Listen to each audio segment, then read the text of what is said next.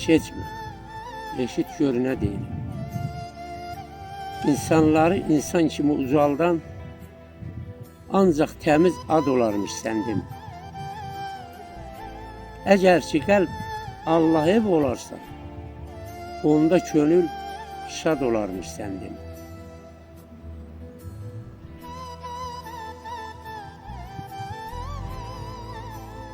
İnsan imiş saralan da, solan da, bulut kimi boşalan da, dolan da.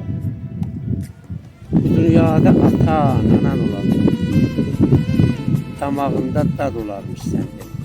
Damağında dad olarmış səndim.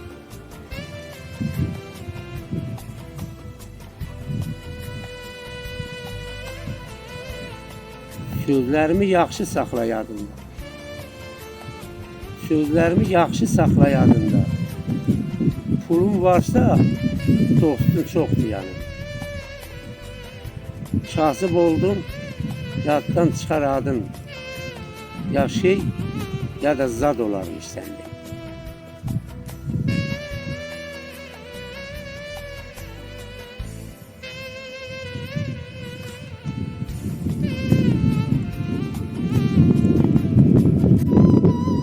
İlham deyər hər sirrini verdiyin, can söyləyib canından əziz sevdiyin, arxalanıb arxa dayaq bildiyin, doğmalar da yad olarmışsan.